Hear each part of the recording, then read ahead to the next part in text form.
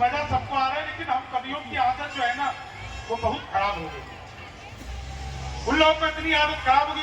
बहुत पैसे वाले आदमी होते हैं, वो दवाइयों के बीमारियों के नाम भी बहुत घमंड से लेते हैं। सुबह सुबह एक गोली शुगर की लेता हूँ, उसके बाद में एक गोली ब्लड प्रेशर की लेता हूँ, और एक थायराइड की 1100 रुपए की दवाई ला रखी है। 7 दिन का 7 दिन 5000 रुपए का इंजेक्शन लगता है। पट्टा बोलता है इतना कॉन्फिडेंस से है कि स्वस्थ आदमी हीन भावना महसूस करने लगता है। यार आपा कभी बीमार हो,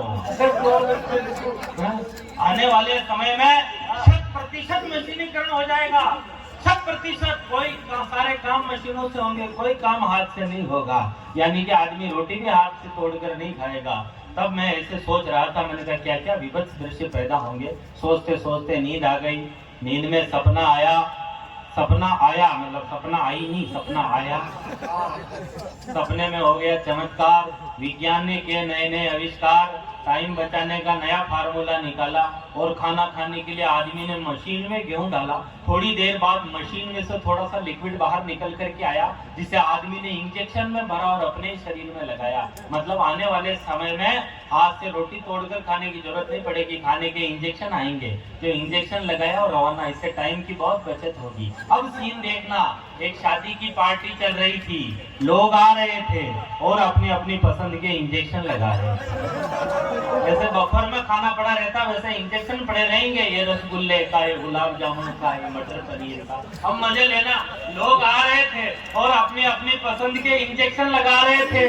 तभी दुल्हन की माँ ने हाथ में इंजेक्शन लिया और दूल्हे राजा की मनवार की दामाद जी एक और लगवा लीजिए। दूल्हे ने दोनों हाथ रखते हुए कहा कि बहुत हो गए, अब बस कीजिए। मैं वहीं खड़ा था, मैंने कहा जीजा जी अभी तो परीक्षा की घड़ी है, पीछे देखो साली जी आलू बड़े का इंजेक्शन लेके खड़ी है। शादी के सारे इंतजाम बहुत अच्छे किए।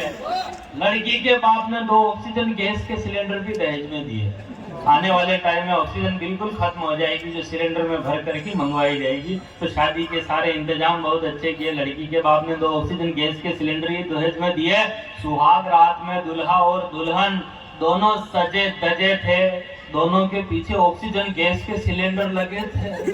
जैसे ही दूल्हे ने दुल्हन का घूंघट उठाने की कोशिश की, जैसे ही दूल्हे ने दुल्हन का घूंघट उठाने की कोशिश की, उस बेचारे की किस्मत ही सो गई। अचानक पीछे सिलेंडर में गैस खत्म हो गई।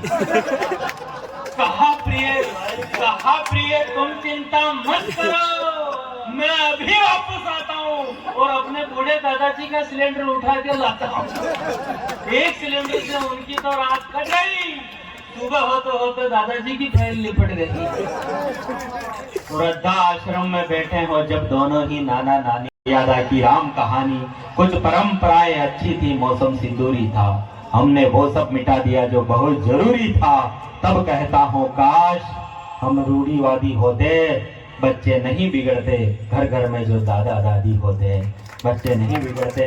बहुत बहुत आभार चेयरमैन साहब का, बहुत बहुत आभार। और नंदू जी जो हमारे भाई यहाँ बैठे हैं, उन्होंने एक सामाजिक विकृति पर एक फिल्म बनाई है। जो बच्चों के दाम लगा देते हैं हम उसको इलाज समझ करके, वह इलाज नहीं है।